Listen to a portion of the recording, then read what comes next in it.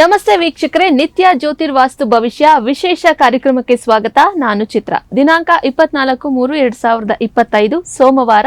ಇವತ್ತಿನ ದಿನದ ಪಂಚಾಂಗ, ತಿಥಿ ಹಾಗೆ ದ್ವಾದಶ ರಾಶಿಗಳ ಫಲಾಫಲವನ್ನ ತಿಳಿಸ್ಕೊಡೋದಕ್ಕೆ ನಮ್ ಜೊತೆ ಇದ್ದಾರೆ ಖ್ಯಾತ ಜ್ಯೋತಿರ್ವಾಸ್ತು ತಜ್ಞರಾದಂತಹ ಮಂಜುನಾಥ್ ಗುರೂಜಿಗಳು. ಬನ್ನಿ ಅವರನ್ನ ಕಾರ್ಯಕ್ರಮಕ್ಕೆ ವೆಲ್ಕಮ್ ಮಾಡೋಣ. ನಮಸ್ತೆ ಗುರೂಜಿ. ಆದಿತ್ಯಾಯ ಚ ಸೋಮಾಯ ಮಂಗಳಾಯ ಬುಧಾಯ ಚ ಗುರು ಶುಕ್ರ ಶನಿರ್ಭಾಯ ಚ ರಾಹುವೇ ಕೇತುವೆ ನಮಃ. ಗುರೂಜಿ, ನಿಮಗೆ ಕಾರ್ಯಕ್ರಮಕ್ಕೆ ಸ್ವಾಗತ. ಸೊ ಇವತ್ತಿನ ದಿನದ ಪಂಚಾಂಗ ಹಾಗೆ ದ್ವಾದಶ ರಾಶಿಗಳ ಫಲಾಫಲ ಹಾಗೆ ನಮ್ಮ ವೀಕ್ಷಕರು ಕೂಡ ಕಾಯ್ತಾ ಇದ್ದಾರೆ ಯಾವ ವಿಚಾರದ ಬಗ್ಗೆ ಇವತ್ತು ಗುರೂಜಿಗಳು ತಿಳಿಸ್ಕೊಡ್ತಾರೆ. ಯಾಕೆಂದ್ರೆ ಇನ್ನೇನು ನಿಯರೆಸ್ಟ್ ನಾವು ಯುಗಾದಿ ಹಬ್ಬದ ಒಂದು ಸಂಭ್ರಮದಲ್ಲಿದ್ದೇವೆ. ಸೊ ಮುಂದಿನ ತಿಂಗಳು ಅಂದ್ರೆ ಯಾವ ರೀತಿಯಾಗಿರುತ್ತೆ, ಪ್ರತಿಯೊಂದು ರಾಶಿಗೂ ಆಗಿರ್ಬಹುದು ಅಥವಾ ನೀವು ರೆಫರ್ ಮಾಡೋ ತರ ಯಾವ ಒಂದು ವಿಚಾರದ ಬಗ್ಗೆ ನೀವು ತಿಳಿಸ್ಕೊಡ್ತೀರಾ ಅಂತ ಹೇಳಿ ಮುಂದಿನ ಭಾಗದಲ್ಲಿ ನೋಡ್ತಾ ಹೋಗೋಣ. ಅದಕ್ಕೂ ಮುಂಚೆ ಗುರೂಜಿ, ಇವತ್ತಿನ ಪಂಚಾಂಗ ಮತ್ತೆ ತಿಥಿಯನ್ನ ನೋಡೋಣ. ನೋಡಿ, ಇವತ್ತು ತುಂಬ ವಿಶೇಷವಾಗಿ 24 ಮಾರ್ಚ್ 2025 ಇವತ್ತು ದಶಮಿ ತಿಥಿ. ಮತ್ತು ಇವತ್ತಿನ ಒಂದು ಕೃಷ್ಣ ಪಕ್ಷವಾಗಿದೆ. ಉತ್ತರಾಷಾಢ ನಕ್ಷತ್ರ, ಪರಿಘ್ನ ಯೋಗ ಅಂತ ಹೇಳ್ತೀವಿ. ಮತ್ತು ವಾರ ಒಂದು ಸೋಮವಾರ. ತುಂಬ ವಿಶೇಷವಾಗಿ ನೋಡೋದಾದರೆ ಮುಹೂರ್ತ ಶಾಸ್ತ್ರದಲ್ಲಿ ಇವತ್ತು ಒಂದು ಭಾಗದಲ್ಲಿ ರಾಹುಕಾಲ ಒಂದು 7:53 ಮತ್ತು 7:53 9:24 ರಾಹುಕಾಲ. ಯಮಗಂಡ ಕಾಲ 10:55 12:26. ಗುಳಿಕ ಕಾಲ 1:57 3:28 ಮತ್ತು ಅಭಿಜಿತ ಮುಹೂರ್ತ 12:02 12:50 ಅಭಿಜಿತ ಮುಹೂರ್ತವಾಗಿದೆ. ಮತ್ತು ಇವತ್ತಿನ ರಾಜ್ಯದ ಕಾಲಮಾನದಲ್ಲಿ ಬೆಂಗಳೂರಿನ ಕಾಲಮಾನದಲ್ಲಿ ನೋಡಿದರೆ 6:22 ಸೂರ್ಯೋದಯವಾಗಿರುವಂಥದ್ದು, 6:29 ಸೂರ್ಯಾಸ್ತ ಆಗಿರುವಂಥದ್ದು ಪಂಚಾಂಗದ ವಿಶೇಷತೆ ಆಗಿದೆ ಅಮ್ಮ. ಓಕೆ ಗುರುಜಿ, ಇವತ್ತಿನ ಪಂಚಾಂಗ ಮತ್ತೆ ತಿಥಿಯನ್ನ ತಿಳಿಸ್ಕೊಟ್ರಿ. ಮುಂದುವರೆದು ರಾಶಿಗಳ ಫಲಾಫಲವನ್ನ ನೋಡ್ತಾ ಹೋಗೋಣ. ದ್ವಾದಶ ರಾಶಿಗಳಲ್ಲೇ ಮೊದಲನೇ ರಾಶಿ ಮೇಷ ರಾಶಿಯ ಇವತ್ತಿನ ಈ ದಿನ ಹೇಗಿದೆ ಗುರುಜಿ? ಮೇಷರಾಶಿಯವರು ನೀವು ದೈಹಿಕ ಅನಾರೋಗ್ಯದಿಂದ ಏನಾದರೂ ಇವತ್ತು ಬಳಲ್ತಾ ಇದ್ರೆ ಚೇತರಿಸಿಕೊಳ್ಳುವಂಥ ದಿನ ಆಗಿದ್ದೆ. ಹೆಚ್ಚು ಸಾಧ್ಯತೆ ಮತ್ತು ನಿಮ್ಮ ಒಂದು ಕ್ರೀಡಾ ಮನೋಭಾವನೆ, ನಿಮ್ಮಲ್ಲಿರುವಂಥ ಒಂದು ತೇಜೋಮಯವಾದ ಒಂದು ಚೈತನ್ಯ ಇವತ್ತು ಉತ್ಪತ್ತಿ ಆಗುವಂಥದ್ದು. ದೈಹಿಕ ಅನಾರೋಗ್ಯದಿಂದ ಹೊರಗಡೆ ಬಂದು ಚೈತನ್ಯಯುತವಾಗಿರುವಂಥ ದಿನ ಇವತ್ತು ಮೇಷರಾಶಿಯವರದಾಗಿರುತ್ತೆ. ಚೈತನ್ಯ ದಿನವಾದಂತಹ ದಿನವನ್ನ ಇವತ್ತಿನ ಮೇಷರಾಶಿಯವರು ಕೂಡ ಪಡೆದುಕೊಳ್ತಾ ಹೋಗ್ತಾರೆ. ಗುರುಜಿ, ಮುಂದಿನ ರಾಶಿ ವೃಷಭ ರಾಶಿಯ ಬಗ್ಗೆ ನೋಡೋಣ. ಗುರುಜಿ, ವೃಷಭ ರಾಶಿಯವರಿಗೆ ಆರೋಗ್ಯದಲ್ಲಿ ಏನೋ ಸ್ವಲ್ಪ ಏರುಪೇರುಗಳು ಕಾಣುವಂಥದ್ದು, ಒತ್ತಡ ಜಾಸ್ತಿ ಇರುವಂಥದ್ದು ಮತ್ತು ಇದರಿಂದ ನೀವು ಅನಾರೋಗ್ಯಕ್ಕೊಳಗಾಗಿ ಯಾವುದೇ ರೀತಿ ಅಲಕ್ಷ್ಯ ಮಾಡದಿರ ಏನಾದರೂ ಅದಕ್ಕೆ ಅದರ ವಿಚಾರವಾಗಿ ನೀವು ಟ್ರೀಟ್ಮೆಂಟ್ ತಗೊಳ್ಳುವಂಥದ್ದು, ಚುಚ್ಚುಮದ್ದುಗಳನ್ನು ತಗೊಳ್ಳುವಂಥದ್ದು ವಾಸಿ ಅಂತ ತಿಳಿಸ್ಕೊಡ್ತಾ ಇದ್ದಾರೆ. ಓಕೆ, ವೃಷಭ ರಾಶಿಯವರು ಯಾವ ಕಡೆ ದಿಕ್ಕಿನಲ್ಲಿ ಪ್ರಯಾಣವನ್ನು ಬೆಳೆಸಬೇಕು? ವೃಷಭ ರಾಶಿಯವರಿಗೆ ದಕ್ಷಿಣದ ದಿಕ್ಕು ಒಳ್ಳೆ, ದಕ್ಷಿಣ ದಿಕ್ಕದ ವಿಚಾರವಾಗಿ ಪ್ರಯಾಣ ಬೆಳೆಸಬಹುದು. ಅದು ಒಳಿತಾಗಿರುವಂಥದ್ದು ವಿಚಾರ ನೋಡ್ತಾ ಇದ್ದಾರೆ. ಓಕೆ ಗುರುಜಿ, ಮುಂದುವರೆದು ವೃಷಭ ರಾಶಿಯ ಬಗ್ಗೆ ತಿಳಿದುಕೊಂಡ್ವಿ. ಮುಂದಿನ ರಾಶಿ ಮಿಥುನ ರಾಶಿಯ ಇವತ್ತಿನ ದಿನ ಹೇಗಿದೆ ಗುರುಜಿ? ಮಿಥುನ ರಾಶಿಯವರಿಗೆ ನಿಮ್ಮ ಮಗುವಿನಂಥ ಸ್ವಭಾವ ಇವತ್ತು ಕಾಣಿಸಿಕೊಳ್ಳುವಂಥದ್ದು ಮತ್ತು ಉತ್ತಮ ಉಲ್ಲಾಸ ಮನಸ್ಥಿತಿಯಲ್ಲಿರ್ತೀರಾ. ಖುಷಿಯಾಗಿರುವಂಥ ದಿನ.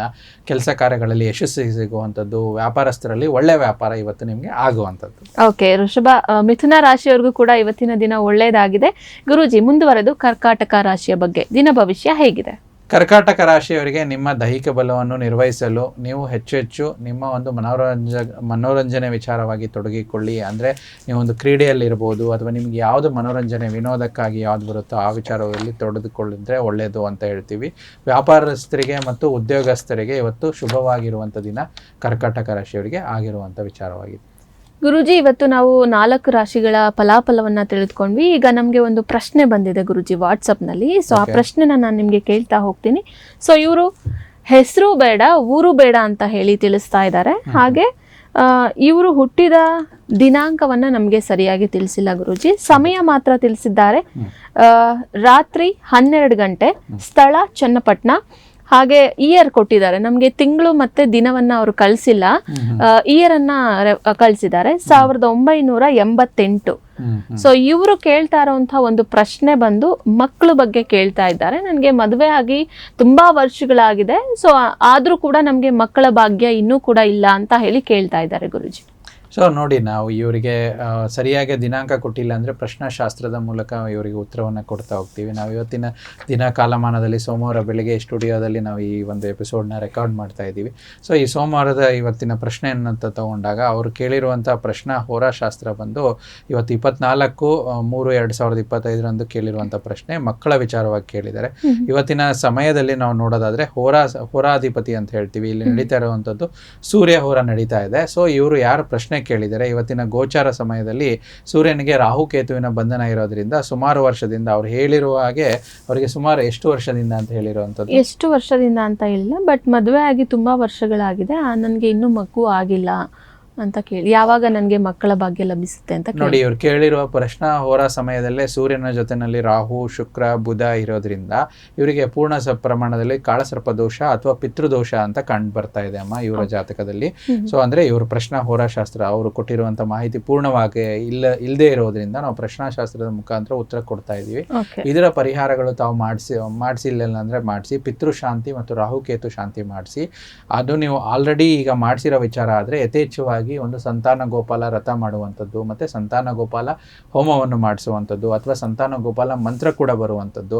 ಸೊ ಅದನ್ನ ಉಚ್ಚಾರಣೆ ಸ್ವಲ್ಪ ಕಷ್ಟ ಆದ್ರೂ ಕೂಡ ಕೆಲವೊಂದು ಪುಸ್ತಕಗಳು ಸಿಗುತ್ತೆ ಗ್ರಂಥಿಗೆ ಅಂಗಡಿಯಲ್ಲಿ, ಅದರಲ್ಲಿ ಸಂತಾನ ಗೋಪಾಲ ವಿಚಾರವಾಗಿ ಹೋಮ, ಹವನ, ಮಂತ್ರ ಮತ್ತು ಅದರ ವಿಚಾರವಾಗಿ ಹೇಗೆ ಪೂಜಾ ಕೈಂಕರ್ಯಗಳನ್ನು ಮಾಡಬೇಕು ಅಂತ. ಮತ್ತು ಮದ್ದೂರಲ್ಲಿ ಅಪ್ರಮೇಯ ದೇವಸ್ಥಾನ ಅಂತ ಕೃಷ್ಣನ ಸಂಬಂಧಿತವಾಗಿ ಒಂದು ದೇವಸ್ಥಾನ ಇದೆ.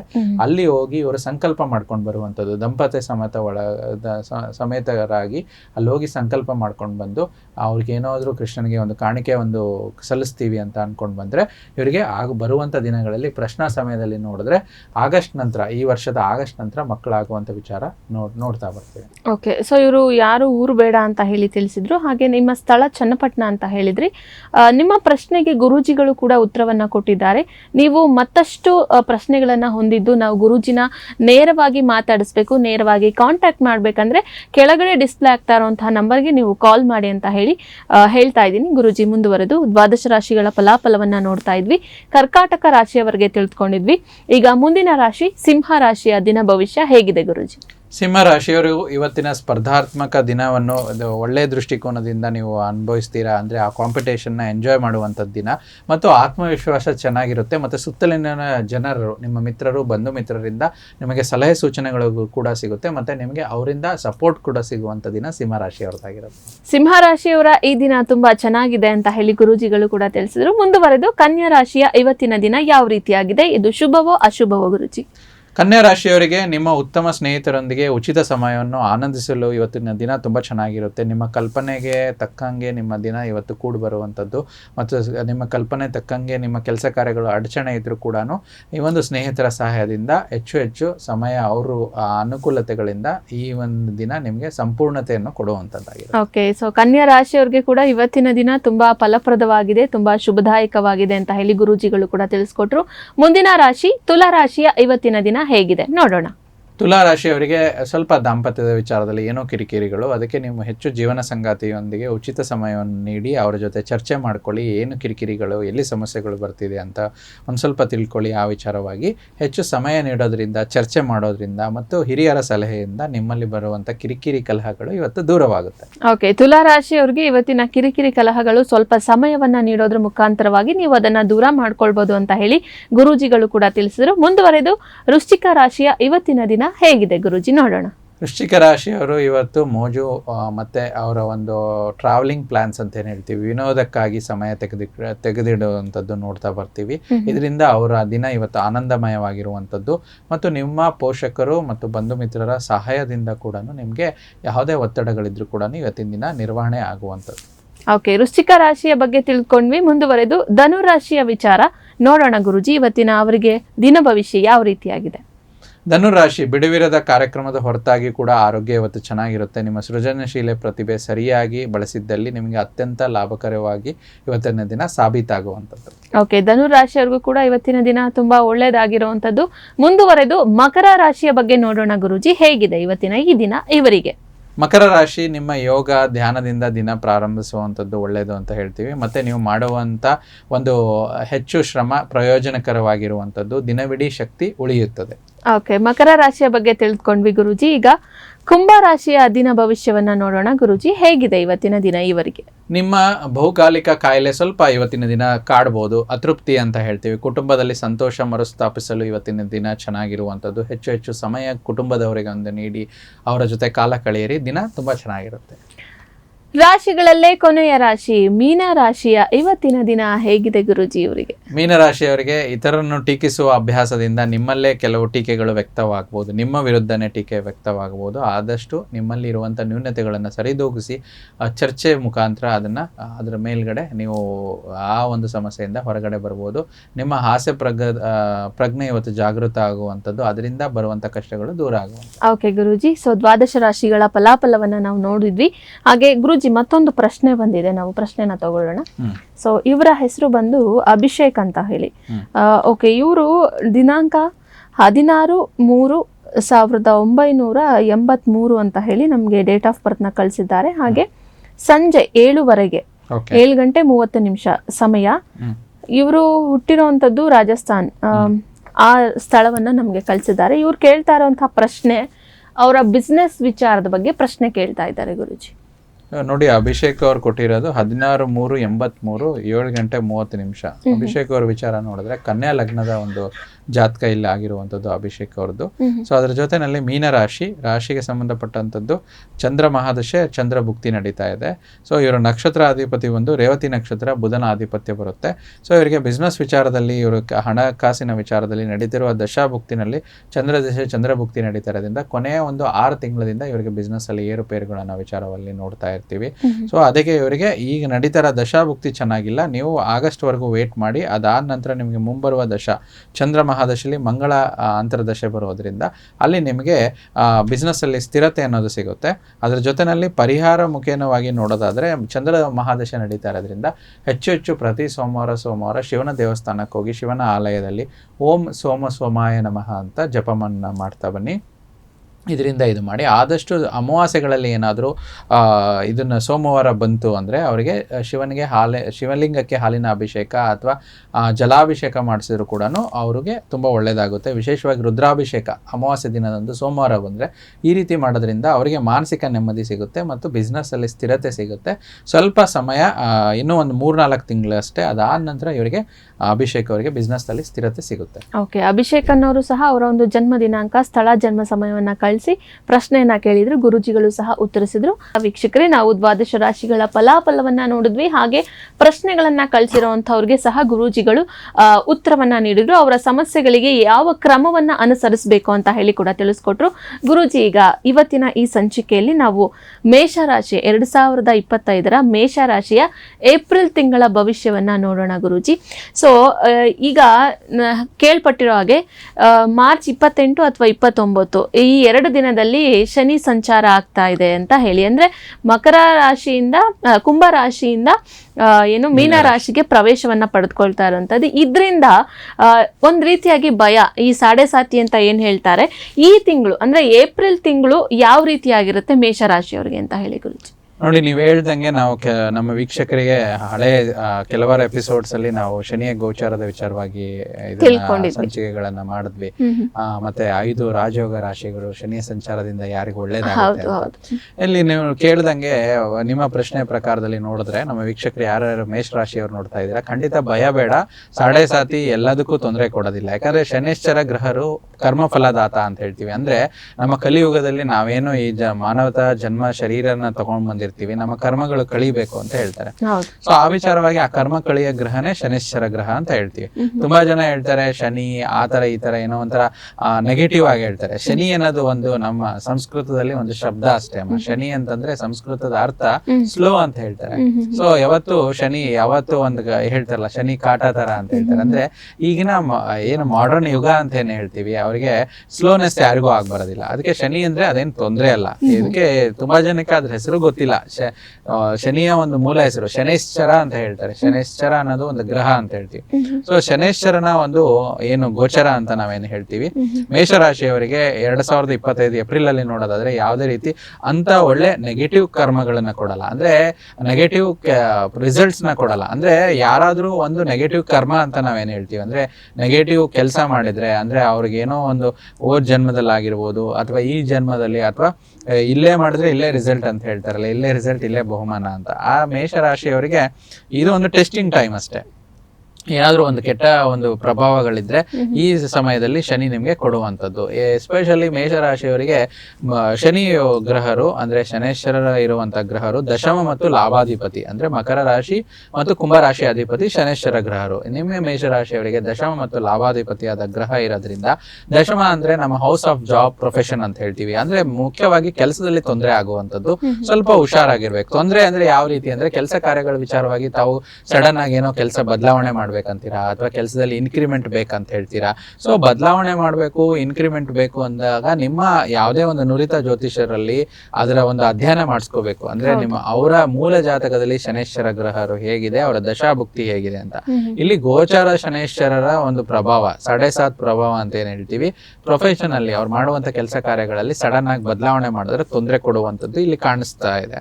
ಸೊ ಅದಲ್ದಿರ ಹೊಸ ಒಂದು ಏನಾದ್ರೂ ಆರ್ಥಿಕ ವ್ಯವಹಾರಗಳಿಗೆ ಮತ್ತೆ ಏನಾದ್ರೂ ಒಂದು ವಿಚಾರದಲ್ಲಿ ಬ್ಯಾಲೆನ್ಸಿಂಗ್ ಅಂತ ನೋಡಿದಾಗ ಆರ್ಥಿಕವಾಗಿ ಸ್ವಲ್ಪ ಅಡಚಣೆ ಆಗುವಂಥದ್ದು ಈ ಒಂದು ಏಪ್ರಿಲ್ ತಿಂಗಳಲ್ಲಿ ಮೇಷರಾಶಿಯವರಿಗೆ ಕಂಡು ಬರ್ತಾ ಇರುವಂತದ್ದು.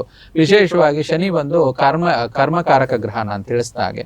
ಕರ್ಮಕಾರಕ ಗ್ರಹ ಅಂತಂದ್ರೆ ಶನಿಗೆ ಬಂದು ಕೋರ್ಟು ಕಚೇರಿ ಮತ್ತು ಇತ್ಯಾದಿ ಕಾರ್ಮಿಕ ವಿಚಾರವಾಗಿ ಇರುವಂತಹ ಕೆಲಸ ಕಾರ್ಯಗಳಲ್ಲಿ ಸ್ವಲ್ಪ ಎಚ್ಚರಿಕೆಯಿಂದ ಇರಬೇಕು. ಅಂದ್ರೆ ಈ ಮಾಸದಲ್ಲಿ ಕೋರ್ಟ್ ಕಚೇರಿ ಏನಾದ್ರು ಹೊಸ ದಾವೆ ಹುಡ್ತಾ ಇದ್ರೆ ಮತ್ತೆ ಹೊಸದೇನಾದ್ರೂ ಒಂದು ನ್ಯಾಯಯುತ ಒಂದು ಪ್ರೋಸೆಸ್ ಅಲ್ಲಿ ಏನಾದ್ರು ಹೋಗ್ತಾ ಇದ್ರೆ ಈ ಒಂದು ತಿಂಗಳ ಅವಾಯ್ಡ್ ಮಾಡ್ಕೊಳ್ಳಿ ಅಂತ ನಾನು ಮೇಷರಾಶಿಯವರಿಗೆ ತಿಳಿಸ್ತಾ ಇದ್ದೇನೆ.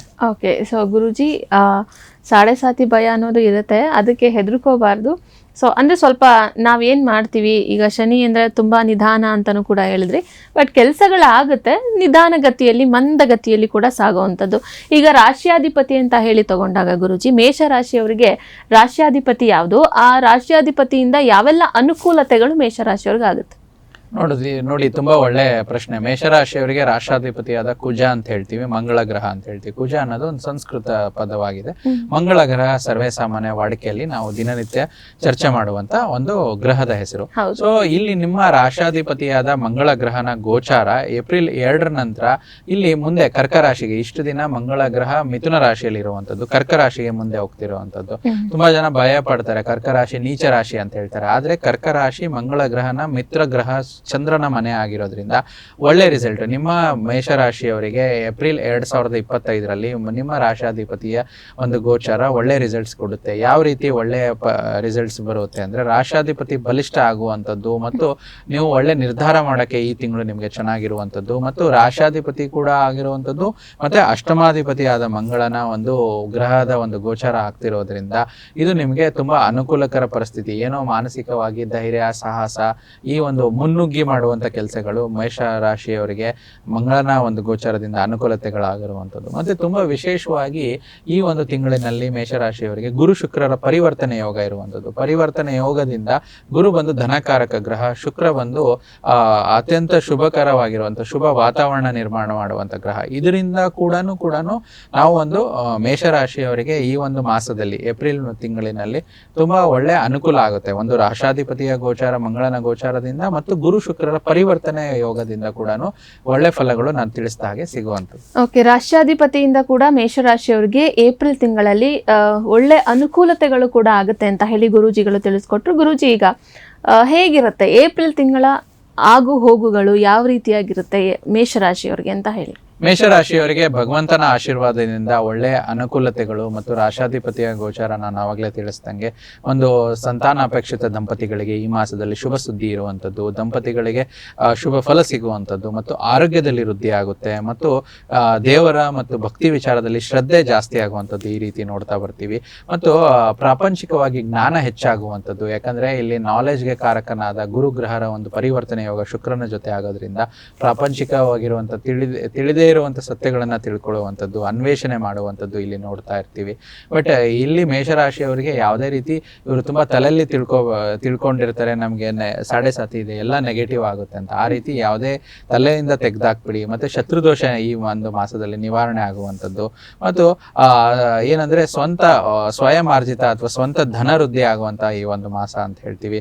ಆಮೇಲೆ ಈ ಏನೇ ಒಂದು ಕೆಲಸ ಕಾರ್ಯಗಳು ಮಾಡಬೇಕಾದ್ರೆ ಕಠಿಣವಾಗಿ ಪರಿಶ್ರಮ ಪಟ್ಟು ಈ ಒಂದು ಮಾಸದಲ್ಲಿ ಮಾಡ್ತಾರೆ. ಪರಿಶ್ರಮ ಅಂತ ಬಂದಾಗ ಒಬ್ರು ಯಾರೇ ಒಂದು ಕಾರ್ಮಿಕರಾಗಿರ್ಬೋದು, ಶ್ರಮಿಕ ವರ್ಗದವರು ತುಂಬಾ ಕಷ್ಟಪಟ್ಟು ಮಾಡ್ತಾರೆ. ಅದೇ ರೀತಿ ಒಬ್ಬ ಸಾಫ್ಟ್ವೇರ್ ಇಂಜಿನಿಯರ್ ಕೂಡ ಕಷ್ಟಪಡ್ತಾರೆ. ಅವರು ಒಂದು 7-8 ಅವರ್ ಕೂತ್ಕೊಳ್ಳುವಂಥ ವಿಚಾರದಲ್ಲಿ ಅದು ಕೂಡ ಕಷ್ಟಪಟ್ಟು ಮಾಡುವಂಥ ಕೆಲಸ ಕಾರ್ಯಗಳು ಆಗುವಂಥ ಮಾಸ ಈ ಒಂದು ಏಪ್ರಿಲ್ ತಿಂಗಳಲ್ಲಾಗಿದೆ. ಈ ರೀತಿಯಾಗಿ ನೋಡಿದಾಗ ಒಂದು ಒಳ್ಳೆಯ ಒಂದು ವಿಚಾರ ಮೇಷರಾಶಿಯವರಿಗೆ ಈ ರೀತಿ ಪಾಸಿಟಿವ್ ಥಿಂಗ್ಸ್ ನಾವು ನೋಡ್ತಾ ಬರ್ತೀವಿ. ಗುರುಜಿ, ಈಗ ಏಪ್ರಿಲ್ ತಿಂಗಳಲ್ಲಿ ಮೇಷರಾಶಿಯವರು ಯಾವ ರೀತಿಯಾದಂತಹ ಕೆಲಸ ಕಾರ್ಯಗಳನ್ನ ಮಾಡಬಾರ್ದು, ಜೊತೆಗೆ ಯಾವ್ದಾದ್ರು ಒಂದು ಅನುಷ್ಠಾನ ಆಚರಣೆ ಅಂತ ಏನಾದ್ರೂ ಇದ್ರೆ ಅದು ಯಾವ ರೀತಿಯಾಗಿ ಮೇಷರಾಶಿಯವರು ಮಾಡಬೇಕು ಅಂತ ಹೇಳಿ.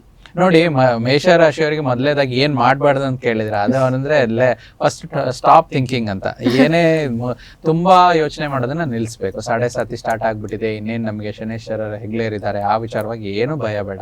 ಖಂಡಿತ ನಿಮ್ಮ ರಾಶಾಧಿಪತಿ ನಿಮ್ಗೆ ಕಾಪಾಡುವಂಥದ್ದು, ಮತ್ತೆ ಗುರುವಿನ ಗೋಚಾರ, ಶುಕ್ರನ ಗೋಚಾರ ಖಂಡಿತ ಒಳ್ಳೇದನ್ನ ಕೊಟ್ಟೆ ಕೊಡುತ್ತೆ. ಆಮೇಲೆ ನಿಮ್ಮ ಜಾತಕದ ಅನುಸಾರವಾಗಿ ಅವರವರ ದಶಾಭುಕ್ತಿಗಳಾಗಿರ್ಬೋದು, ಗೋಚರ ಆಗಿರ್ಬೋದು, ಹಲವಾರು ವಿಚಾರಗಳು. ಸಾಡೆ ಸಾತಿ ಅನ್ನೋದು ಒಂದು ಮೆಂಟಲ್ ಎಫೆಕ್ಟ್ಸ್ ಅಂತ ಅಷ್ಟೇ ಹೇಳ್ತೀವಿ. ಸೊ ಆ ವಿಚಾರವಾಗಿ ಯಾವುದೇ ರೀತಿ ಸ್ಟಾಪ್ ಥಿಂಕಿಂಗ್ ಅದನ್ನ ಮಾಡಬಾರ್ದು ಅಂತ ಹೇಳ್ತೀನಿ. ಆಮೇಲೆ ನಾನು ತಿಳಿಸಿದಾಗೆ ಒಂದು ಹೊಸ ಫೈನಾನ್ಷಿಯಲ್ ಡಿಸಿಷನ್ಸ್ ಆಗಿರ್ಬೋದು, ಮತ್ತೆ ಏನಾದ್ರೂ ಅವರ ಒಂದು ಕುಟುಂಬದ ಕಲಹಗಳಿದ್ರೆ ಇವರು ನಡುವೆ ಹೋಗ್ಬಾರ್ದು. ಅಂದ್ರೆ ಆದಷ್ಟು ಸೌಮ್ಯವಾಗಿದ್ರೆ ಅದು ಆ ಸಮಸ್ಯೆ ಬಗೆಹರುತ್ತೆ ಅಂತ ವಿಚಾರ ಇಲ್ಲಿ ನಾವು ಮೇಷರಾಶಿಯವರಿಗೆ ನೋಡ್ತಾ ಬರ್ತೀವಿ. ಕೆಲವೊಂದಷ್ಟು ಅನುಷ್ಠಾನ ಅಂತ ಏನಾದ್ರೂ ಇದ್ರೆ ಯಾವ ರೀತಿಯಾಗಿ ಪೂಜೆಗಳನ್ನ ಮಾಡ್ಬೇಕು ಅಂತ ಹೇಳಿ. ಖಂಡಿತ ಒಳ್ಳೆಯ ವಿಚಾರ. ಅನುಷ್ಠಾನ ಪೂಜೆ ಅಂತಂದ್ರೆ ಮೇಷರಾಶಿಯ ಅಧಿಪತಿಯಾದ ಮಂಗಳ ಅಂತ ಹೇಳ್ತೀವಿ. ಮಂಗಳನಿಗೆ ಅತ್ಯಂತ ಪ್ರಿಯವಾದ ದೇವರು ಸುಬ್ರಹ್ಮಣ್ಯ ಸ್ವಾಮಿ ಅಂತ ಹೇಳ್ತೀವಿ. ಸುಬ್ರಹ್ಮಣ್ಯ ಸ್ವಾಮಿ ಅನುಷ್ಠಾನ ಇವರು ಮಾಡ್ಬೋದಾಗಿದೆ. ಸುಬ್ರಹ್ಮಣ್ಯ ಒಂದು ಆರಾಧನೆ ಮಾಡ್ಬೋದು. ಸುಬ್ರಹ್ಮಣ್ಯ ಸ್ವಾಮಿ ದೇವಸ್ಥಾನಕ್ಕೆ ಹೋಗುವಂಥದ್ದು, ಮತ್ತೆ ಸುಬ್ರಹ್ಮಣ್ಯ ಸ್ವಾಮಿ ದರ್ಶನ ಮಾಡುವಂಥದ್ದು. ಸುಬ್ರಹ್ಮಣ್ಯನ ಅನುಷ್ಠಾನ ಅಂತಂದ್ರೆ ಸುಬ್ರಹ್ಮಣ್ಯನ ಮಂತ್ರ ಬರುತ್ತೆ, ಓಂ ಶರವಣ ಭವಾಯ ನಮಃ ಅಂತೇಳಿ. ಈ ರೀತಿ ಮಾಡ್ಬೋದು. ಅಥವಾ ಈಗ ಕೆಲವೊಬ್ರು ಕೇಳ್ತಾರೆ, ಕೆಲವೊಂದು ಗ್ರಾಮೀಣ ಪ್ರದೇಶದಲ್ಲಿ, ಈಗ ನಮ್ಮ ಬೆಂಗಳೂರಿನ ನಗರ ಭಾಗದಲ್ಲಿ ಅಥವಾ ತುಮಕೂರಿನ ನಗರ ಭಾಗದಲ್ಲಿ ಕೆಲವೊಂದು ದೇವಸ್ಥಾನಗಳು ಸಿಗುತ್ತೆ. ಬಟ್ ಆ ದೇವಸ್ಥಾನಗಳು ಸಿಗದೆ ಇರುವಾಗ ನವಗ್ರಹಗಳಲ್ಲಿ ಆ ಒಂದು ದೇವಸ್ಥಾನ, ಎಲ್ಲಾ ದೇವಸ್ಥಾನದಲ್ಲಿ ಒಂದು ನವಗ್ರಹ ಪ್ರತಿಷ್ಠಾಪಿಸಿರ್ತಾರೆ. ಸೊ ಮೇಷರಾಶಿ ಅಧಿಪತಿಯಾದ ಮಂಗಳ ನವಗ್ರಹ ಕೂಡ ಅಲ್ಲಿ ಇರುವಂತದ್ದು. ಸೊ ಮಂಗಳನಿಗೆ ಆದಷ್ಟು ಬಂದು ತೊಗರಿ ಬೇಳ ಅಂತ ಹೇಳ್ತೀವಿ. ಮಂಗಳನ ಒಂದು ಧಾನ್ಯ ತೊಗರಿ ಬೇಳೆ ಅಂತ ಹೇಳ್ತೀವಿ.